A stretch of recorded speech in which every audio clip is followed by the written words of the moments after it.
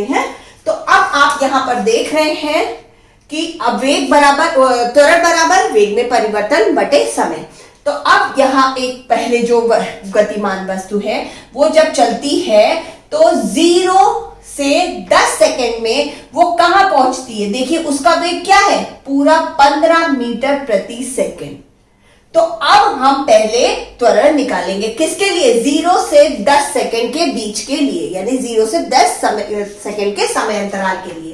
तो सबसे पहले 0 से 10 सेकेंड जो समय अंतराल है, समय अंतराल उसके लिए त्वरण के लिए त्वरण, ठीक है।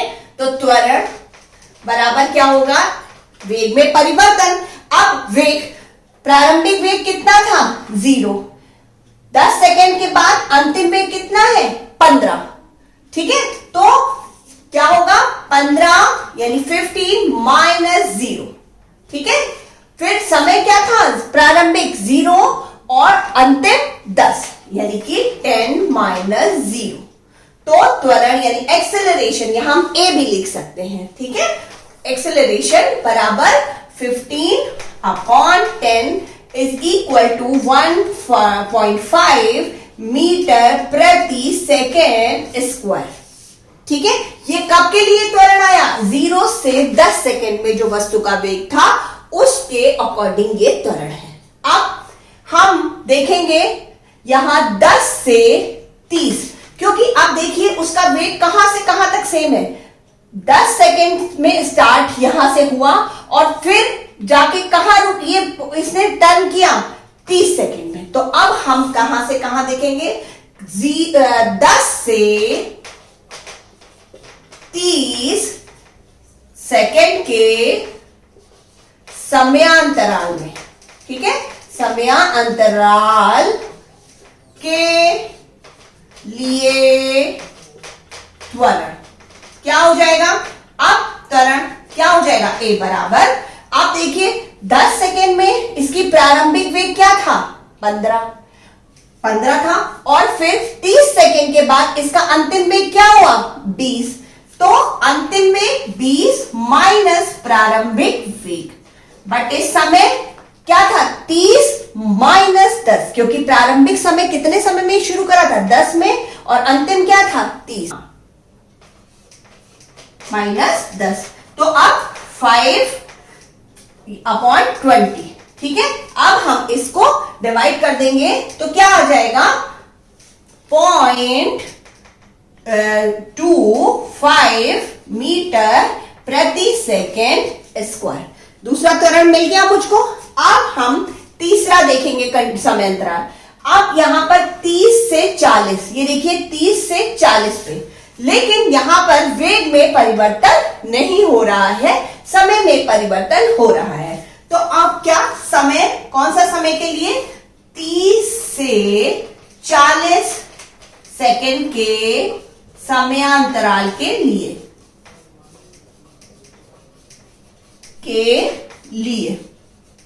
क्या हो जाएगा, प्रारंभिक वेग क्या है 20 और अंतिम वेग क्या है वो भी 20। तो क्या हो जाएगा, a is equal to 20 minus 20 upon प्रारंभिक समय क्या है 30, अंतिम समय क्या है 40, यानी 40 माइनस 30।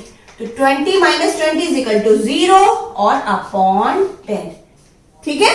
यहां पर 0 ही इसका जो है वो त्वरण आएगा, क्योंकि जब वेग में परिवर्तन नहीं हो रहा है, ऑब्वियस चीज है, तो त्वरण में भी परिवर्तन नहीं होगा, यानी कि 0, ठीक है।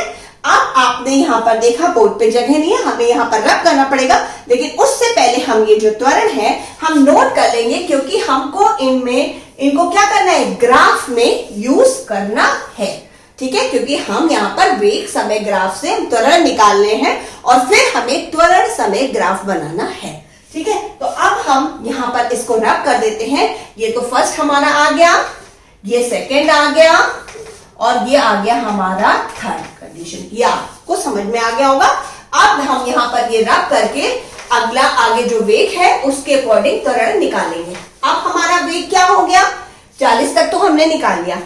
अब हम यहाँ देखते हैं कि वस्तु 40 से फिर चलना शुरू हुई और फिर इसका वेग जो है वो 30 पे पहुंचा। ठीक है, तो अब प्रारंभिक वेग क्या है, यहाँ सॉरी 40 नहीं, प्रारंभिक वेग क्या है 20 से चलना शुरू हुई, समय जो है वो 40 सेकेंड पे शुरू हुई, वेग क्या है 20 सेकेंड पे शुरू, 20 मीटर प्रति सेकेंड इसका वेग था और फिर क्या हो गया अंतिम वेग इसका 30 मीटर प्रति सेकेंड। तो और समय क्या है 40 से 60। अब कौन सा समय अंतराल के लिए हम देख रहे हैं 40 से 60 सेकेंड समयांतराल के लिए, समयांतराल के लिए इज इक्वल टू त्वरण क्या हो जाएगा, फिर कहां था अंतिम वेग क्या है 30, फिर प्रारंभिक वेग उसके लिए 20 माइनस 20 अपॉन समय क्या है 60 माइनस 40। ठीक है, 60 माइनस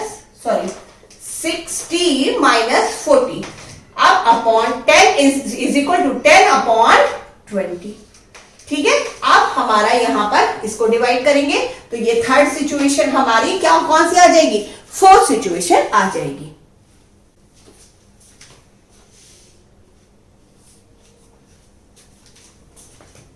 तो ये क्या आएगा 0.5 मीटर प्रति सेकेंड स्क्वायर, जो कि हमारी फोर्थ आ गया हमारा त्वरण। तो पहला त्वरण, दूसरा त्वरण, तीसरा त्वरण और चौथा त्वरण, इसको हम यहां पर लाइन से नोट कर लेते हैं, जिससे फिर हम अब जब अगला हम यहां पर ग्राफ बनाएंगे तो उसके लिए हमें यहां पर नीटली दिखेगा तो हम अच्छे से समझ के बना सकते हैं। ठीक है, अब हमारे पास आया पहला त्वरण, हमारा क्या था, पहला त्वरण आया 1.5 मीटर प्रति सेकेंड स्क्वायर, दूसरा जो त्वरण आया हमारा पास वो आया 0.25 मीटर प्रति सेकेंड स्क्वायर, जो तीसरा आया हमारे पास त्वरण वो आया 0। ठीक है, और फोर्थ जो आया वो आया 0.5 मीटर प्रति सेकेंड स्क्वायर। ठीक है, अब हमको ये मालूम पड़ गया कि त्वरण हमको पता लग गया और समय हमें ऑलरेडी ही पता है, समय क्या है मैक्सिमम यहां पर है 60 सेकेंड। तो अब हम यहां पर एक ग्राफ हमने बनाया हुआ है, अब हम उन पे मेंशन करेंगे समय और त्वरण। एक तरफ हम दिखाएंगे इधर त्वरण, यहां पर हम दिखाएंगे त्वरण, ये जो लाइन है ये दिखाएगी त्वरण और ये जो लाइन है ये दिखाएगी समय। हाँ, तो समय 0, समय यही लिख लेते हैं 10, 20 सेकेंड, 30 सेकेंड, 40 सेकेंड। ठीक है, यहां पर लिख देते हैं समय थोड़ा सा नीचे। अब 30, 40, 50 सेकेंड, 60 सेकेंड। ठीक है, अब हम त्वरण देखेंगे तो त्वरण में इसको भी हम थोड़ा शिफ्ट कर देते हैं इधर, ठीक है, जिससे हमें लिखने में आसानी हो। तो त्वरण सबसे कम किसका है, कहां पर है त्वरण हमारा, यहां आया है, तो हम 0 से स्टार्ट करेंगे और सबसे कम त्वरण से हम स्टार्ट कर लेंगे, यानी 0.25। अब हमको इसी गैपिंग में ही त्वरण यहां पर मेंशन करना होगा, तो 0.25, फिर अब हम 0.25 का ही डिफरेंस रखते हैं, यहां पर मेंशन करेंगे। अब 0.25, फिर अगला यहां पर लिख लेंगे 0.5, 0.25 ऐड कर दिया तो 0.5 आया, फिर 0.5 में और हमने क्या ऐड कर दिया 0.25, तो क्या आ गया 0.75, फिर 0.25 ऐड कर दिया तो क्या हो गया 1.0। ठीक है, ये त्वरण है मीटर प्रति सेकेंड स्क्वायर। ठीक है, उसके बाद 1 में हमने और ऐड कर दिया तो क्या आ गया 1.25 मीटर प्रति सेकेंड स्क्वायर। हमें मैक्सिमम चाहिए कितना, यहां तक चाहिए 1.5 तक, और फिर 1.25 में हम एक और 0.25 ऐड कर देंगे तो क्या आ जाएगा 1.5 मीटर प्रति सेकेंड स्क्वायर। हमने इसके अकॉर्डिंग यहां पर डिस्ट्रीब्यूट कर दिया। ये लाइन यहां पर ये देखिए, ये इसके लिए, ये इसके लिए, ये इसके लिए, ये इसके लिए, ये इसके लिए। हमने स्टार्ट करा, हमने सबसे पहले नीचे देखा, सबसे मिनिमम क्या था 0.25, ये हमको खुद अपने आप यहाँ पर डिस्ट्रीब्यूट करना है इसी के अकॉर्डिंग, ग्राफ के अकॉर्डिंग, कि इसमें सभी चीजें जो जो आई हैं वो हमारी यहाँ पर हमें मेंशन हो जाए। तो हमने जब 0.25 से शुरू करा तो हमने उतनी ही गैपिंग में यहाँ पर डिस्ट्रीब्यूट कर लिया, 0.25 प्लस 0.25 यानी 0.5, यहाँ 0.5 कर लिया। अब हमने 0.25 मीटर प्रति सेकेंड स्क्वायर जो एक्सेलरेशन है, त्वरण है, उसकी गैपिंग से यहाँ पर मेंशन कर दिया। अब हम ग्राफ बनाना शुरू करेंगे। तो पहले जो था 0 से 10 सेकेंड में कहां पहुंचा था, 0 से 10 सेकेंड में यानी फर्स्ट, ये इसका फर्स्ट त्वरण था। तो 0 से 10 सेकेंड में ये कहां पहुंचेगा, 1.5। ठीक है, हमने शुरू कहां से करा, जो मिनिमम था। जरूरी नहीं कि वो पहले से हम शुरू करें, है ना, क्या पता पहले स्लो हो इसका एक्सेलरेशन, बाद में हाई हो जाए। हमने मिनिमम से शुरू करा, मिनिमम सेकेंड सिचुएशन में था। बट हाँ, अब जब ग्राफ बनाएंगे तो हम स्टार्टिंग से ही करेंगे, यानी 0 से 10 सेकेंड से ही हम स्टार्ट करेंगे। तो हम 1.5 मीटर प्रति सेकेंड का हम एक्सेलरेशन देखते हैं। तो अब आप देखेंगे यहां से ही इसका वेग जो है यहीं से शुरू होगा। ठीक है, अब यहां से नहीं शुरू हुई, ये तो समय है, यहां से ऊपर नहीं गई है, यहां से ही पहले इसका त्वरण क्या था, 1.5। तो यहां से ही शुरू करा और 0 यानी ये वाली कंडीशन से यहां, इसका त्वरण यही है तो त्वरण यहां से शुरू करेंगे। अब ये आया 0 से 10 पे, इसका त्वरण कहां है, पूरा 1.5 पे। ठीक है, यहीं से शुरू हुआ। अब हम अगले 10 से देखेंगे 30 पे, ये सीधे था। अब 10 से 30 वाला हम देखेंगे, यानी सेकेंड सिचुएशन में ये 10 से 30 पे था, तो कहां आया, 0.25। अब ये यहां से सीधा आएगा 10 से कहां, 30 सेकेंड तक। 10 से 30 सेकेंड था तो 0.25, यानी ये देखिए 0.25 पे यहां पर आ गया। स्टार्ट इसका एक्सेलरेशन कहां हुआ, 1.5 से इसने बहुत तेज स्पीड में, यानी बहुत तेज एक्सेलरेशन लिया, इसने एक्सेलरेट लिया, जो बढ़ गया 1.5 एक्सेलरेशन 0 से 10 सेकंड में। फिर लेकिन 10 सेकंड बाद इसकी स्पीड कम हुई और ये कहां पे आ गया, इसका एक्सेलरेशन कितना हो गया, 0.25 पे आ गया। और कहां, 10 से 30 सेकंड के बीच। ठीक है, फिर 30 से 40 सेकंड में इसका क्या हुआ, 0। तो अब 30 से 40 सेकंड, 30 से 40 सेकंड में ये कहां जाएगा, 0 आ जाएगा। 0 यानी 0.25 से भी कम, यानी बिल्कुल 0 मतलब 0 यहां पर आ जाएगा। तो ये कहां आ जाएगा, यहां, और ये 30 से 40 पे यहीं रहेगी। समझ में आया ना, स्टार्टिंग इसने बहुत फास्ट करी, पहले 10 सेकंड में यहां पर से ही स्टार्टिंग करी।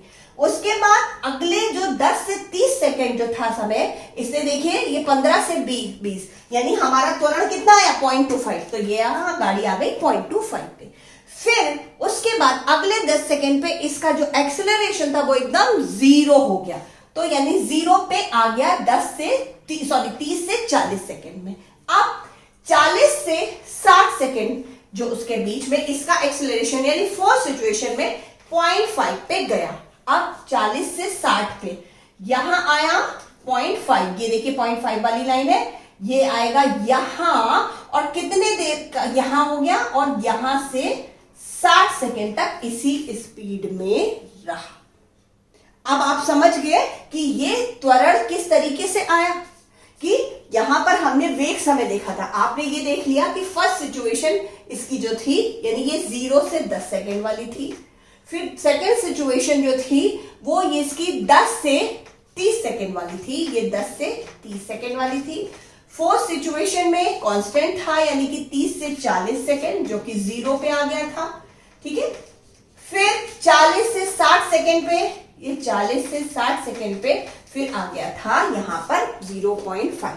तो अब आपको ये एक्सेलरेशन समझ में आ गया होगा, आई होप, क्योंकि अब ये समय के अकॉर्डिंग 0 से 10 पे यहां से स्टार्टिंग हुई, 10 से 30 पे, 10 से 30 पे यानी 10 से ये 30 पे, यहां पर 0.25 पे हो गया था इसका एक्सेलरेशन, जो कि हमने वेग और समय की सहायता से निकाला था अभी। फिर 30 से 40 पे बिल्कुल 0 हो गया, एकदम निल हो गया, कुछ भी नहीं था यहां पर, एक्सेलरेशन कुछ भी नहीं था।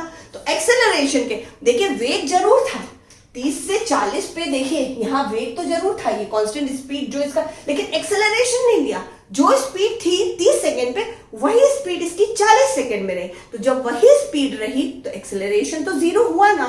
तो इसलिए 30 से 40 सेकंड पे एक्सेलरेशन के ग्राफ में एकदम नीचे आ जाएगा।